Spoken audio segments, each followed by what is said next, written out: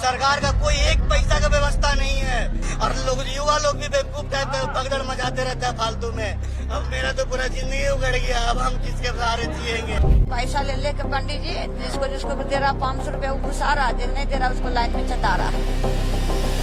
कोई व्यवस्था नहीं था सर, कुछ नहीं, कोई व्यवस्था नहीं थी। एक बेटे खाली पैसा लेते थे पंडित जी। आप सभी साथियों को क्रांतिकारी नमो बुधाय, जय भीम, जय भारत, जय संविधान। मैं रमन जरन और आप देख रहे हैं अध्यात्म पावर। साथियों, कल 31 मार्च 2026 था और दिन मंगलवार भी। जैसा कि साथियों आपको मैंने पिछले वीडियो में दिखाया कि कैसे बिहार के नालंदा में शीतला माता मंदिर में भगदड़ के दौरान 8 महिलाओं की जान चली गई। बता दें साथियों कि बहुत सारे लोग घायल थे जिनका हॉस्पिटल में इलाज चल रहा था और इलाज के दौरान एक और पुरुष की जान चली गई। कुल मिलाकर भगदड़ में मरने वालों की संख्या 9 तक पहुंच गई और सबसे ज़्यादा मरने वाले कौन थे? तो महिलाएं थी। 8 महिलाएं मौके पर ही जान गंवा बैठी। लेकिन साथियों, इसका जिम्मेदार कौन है? पुलिस प्रशासन जिम्मेदार तो है ही है, सरकार तो जिम्मेदार है ही है, लेकिन क्या आपकी अंधभक्ति जिम्मेदार नहीं है? क्या आपका पाखंड, अंधविश्वास ऐसी ऐसी घटनाओं का जिम्मेदार नहीं है? यह पहली बार नहीं है साथियों, इससे पहले भी बहुत सारे लोग अंधभक्ति का शिकार हुए हैं और भगदड़ में जान गंवा बैठे हैं। महाकुंभ में हजारों की संख्या में लोग पाप धोने के लिए गए थे, लेकिन कैसे भगदड़ में अपनी जान गंवा बैठे। एक भोले बाबा, आडंबरी पाखंडी बाबा, जिसके सत्संग में भगदड़ में 120 लोगों की जान चली गई। हमेशा से देखा जा रहा है कि अंधभक्ति और पाखंड की वजह से लोग अपनी जान गंवा रहे हैं, लेकिन कहते हैं साथियों कि अंधभक्ति एक ऐसी चीज है, अंधभक्ति एक ऐसी बीमारी है जो अंधभक्तों को लग जाए तो ये छूटती नहीं है। बता दें साथियों कि बिहार के नालंदा में जिस तरह से शीतला माता मंदिर में भगदड़ के दौरान 8 महिलाओं की जान गई, ये काफ़ी निंदनीय रही। लेकिन इसका जिम्मेदार कहीं ना कहीं सिस्टम तो है ही है, साथ ही साथ खुद अंधभक्ति में ये शिकार हुए लोग भी हैं। बता दें साथियों कि वहाँ पर जितनी महिलाएं थी, जिन महिलाओं ने अपनी आंखों से भगदड़ देखा, जिन महिलाओं ने 8 महिलाओं को मरते हुए देखा, उन महिलाओं का कहना है कि वहाँ पर जो पंडे पुरोहित थे स्पेशल एंट्री के लिए 500 रुपये ले रहे थे। मतलब जो 500 रुपये दे रहा था उसकी एंट्री हो जाती थी और जो भक्त 500 रुपये नहीं दे पा रहे थे उनको अंदर घुसने नहीं दिया जा रहा था। और यही कारण था कि भगदड़ हुई और भगदड़ में 8 महिलाओं की जान चली गई। साथियों, भगदड़ के दौरान जिन महिलाओं ने अपनी आंखों से ये देखा, आखिर उन लोगों ने क्या कहा, पहले आप उनकी बात सुनिए, उसके बाद हम सीधे आपसे बात कर रहे हैं। भीड़ बहुत था ज्यादा, लाइन में लगा था तो हम निकल गए लाइन से। कम के नहीं पार लगता हमको तो हम निकल जाते हैं। निकल गए 1-1.5 घंटा लाइन में रहे, उसके बाद लाइन से निकल गए। जब लौटे लगे ना तब बेहोश होके गिर गए। भीड़ में जैसे लाइन में लगा हुआ था लोग, जब धक्का मुक्की हाँ, लाइन में लगल था। बहुत ज्यादा भीड़ था, बहुत ज्यादा। कितना लोग कुछ समझे में नहीं आता। बहुत इतना आदमी था ना कि जन कुछ जनइबे नहीं करता था। पुलिस प्रशासन नहीं था वहाँ? ना एक को नहीं, खाली पंडित था तो वीडियो बनावे नहीं दे रहा था। पंडित कुल भगा रहा था। किसी का पूजा करने गए थे? मंगल था तो वही पूजा करने गए थे। मंगल मंदिर था? शीतला मैया का। हाँ जी। कितना चपाया होगा लोग? कितना मिला जुला के लगता है 10-12 आदमी है। वहाँ लेडीज लोग ज्यादा थी ना? कुल लेडीज में चपाया, जेंट्स को नहीं है। नहीं, लाइन नहीं लगा हुआ था? लाइन नहीं लगा था। कुल ऐसी था। कुल है पंडित हाँ, पैसा ले लेके पंडित जी जिसको जिसको दे रहा 500 रुपया वो घुसा रहा, जिस नहीं दे रहा उसको लाइन में चटा रहा।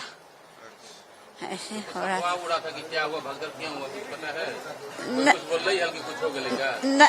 हाँ, यही हुआ कि डेट कर गया। छो डेट कर गया। आपको भी चोट लगा? चोट नहीं ले, खरीद चटाया ना, उससे हमको दर्द है अब हद्दा से। आप भी भीड़ में दब गई थी? हाँ, वहाँ पर बड़ी भीड़ था, प्रशासन नहीं था। भीड़ काफी था। वही भीड़ में ढक्कम नुक्कम में ठेलाया, 10-12 आदमी बर्बाद हो गया, खत्म हो गया। इन लोग का चपाया जो चोट आ गया है। क्या अफवाह क्या हुआ? भागदड़ हुआ नंबर में पुलिस पंडित जी था ना सर के पैसा लेता था तो घुसाने देता था, नहीं था तब कुल के अथी में घुसे नंबर में साइड में बांस लगा के खड़ा के लेता लाइन में। अब बसवा खोलता था बस डायरेक्ट कुल घुसने लगता था, ओकरा पर वो हो जाता था। वो इसी में हुआ है सर। हाँ सर ज्यादा लेडीज थी, लेडीज है सर। वहाँ कोई सुरक्षा की व्यवस्था नहीं? कोई व्यवस्था नहीं था सर, कुछ नहीं, कोई व्यवस्था नहीं था, एक भी नहीं। खाली पैसा लेते थे पंडित जी, वो लाइन में रहिए, ऐसे हुआ। करीब करीब लाखों 1.5 लाख के भीड़ में होगा, इतना जितना भीड़ था। कितना लोग घायल हो गए?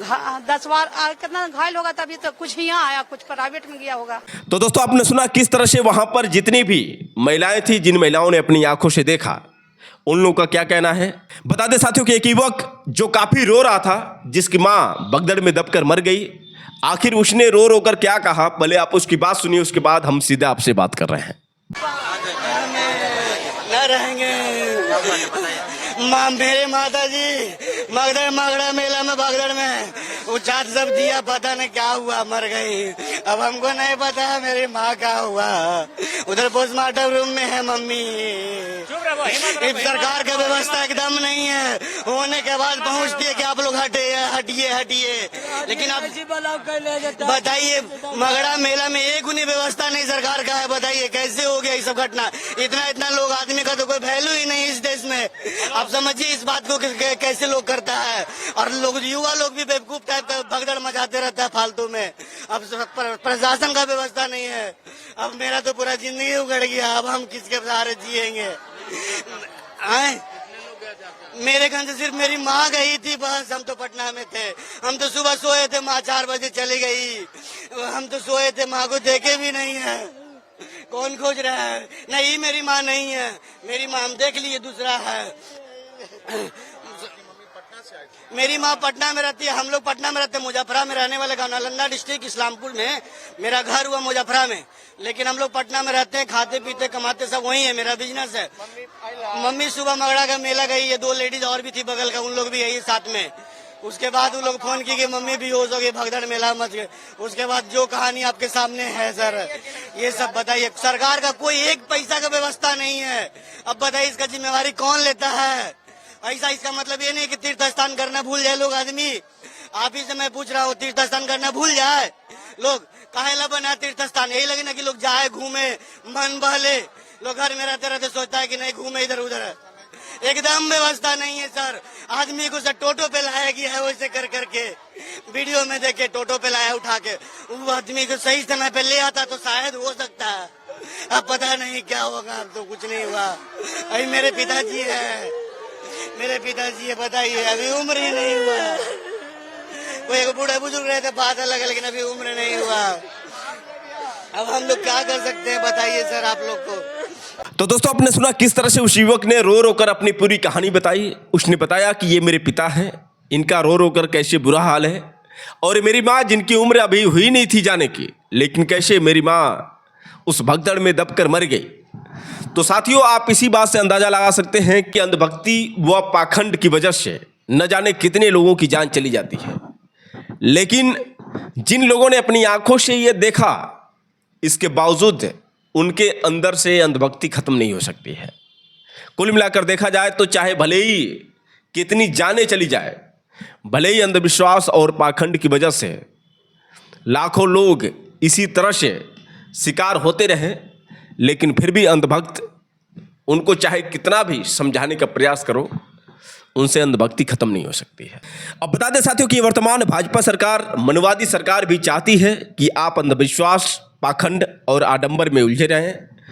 आप जातिवाद व धर्मवाद में इसी तरह से लड़ते रहें, क्योंकि अगर आप शिक्षित बनेंगे, अगर आप जागरूक हो जाएंगे, तो कहीं ना कहीं सरकार के गलत नीतियों को आप पकड़ लेंगे, फिर इसके बाद इनकी चलेगी नहीं। और यही कारण है कि सरकार आपको लगातार अंधविश्वास में ढकेलने का प्रयास कर रही है। किस तरह से साथियों आपने देखा कि अयोध्या में राम मंदिर बनाया गया। कैसे आप देखते हैं साथियों कि चाहे कोई भी धार्मिक स्थल हो, वहाँ पर किस तरह से अनायास पैसे खर्च किए जाते हैं। चाहे बनारस का घाट हो या फिर इलाहाबाद का घाट हो, कोई भी घाट हो, किस तरह से कोई भी ऐसा पर्व जब आता है हिंदुओं का तो उन घाटों को सजाने के लिए करोड़ों रुपए खर्च किए जाते हैं। तो कुल मिलाकर आप लोग इसी चकाचौंध में बने रहें, देवी देवताओं को पूजते रहें, अंधविश्वास का घंटा बजाते रहें, सरकार को चकाचक है। और सरकार के खिलाफ यदि आप बोलेंगे तो सीधे सरकार आप पर एक्शन लेगी। आप देख रहे हैं साथियों कि लगातार बहुजन पत्रकारों के साथ कुछ न कुछ ऐसे मामले नज़र आ रहे हैं जब बहुजन पत्रकार सरकार के खिलाफ कोई आवाज़ उठाता है, सरकार की गलत नीतियों को बताता है, तो सरकार कैसे सीधे उन पर कार्रवाई करती है। नेशनल दस्तक जो शंभू कुमार चलाते हैं, नेशनल दस्तक का फेसबुक अकाउंट पूरी तरह से बैन कर दिया गया।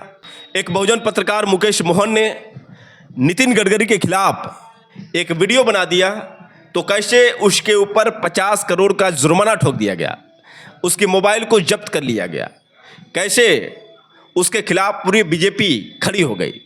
तो साथियों यही हकीकत है।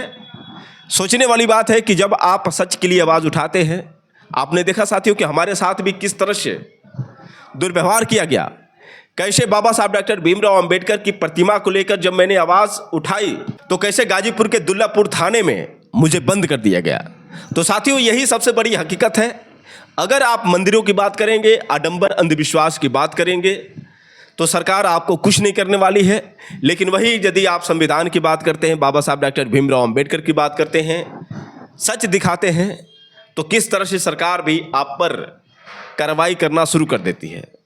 तो यही बात है साथियों, आप अंधविश्वासी, पाखंडी, आडंबरी बने रहेंगे तो सरकार भी आप पर खुश रहेगी। लेकिन वही अगर आप सच दिखाएंगे, अगर आप सच के लिए लड़ेंगे, तो फिर कहीं ना कहीं आप अपनी जान जोखिम में डाल रहे हैं। यही वास्तविकता है और यही कारण है कि जितने भी तांत्रिक, जितने भी ये पंडे पुरोहित हैं, इनकी दुकान जो है चल रही है, क्योंकि सरकार को भी इनसे बहुत फायदा है।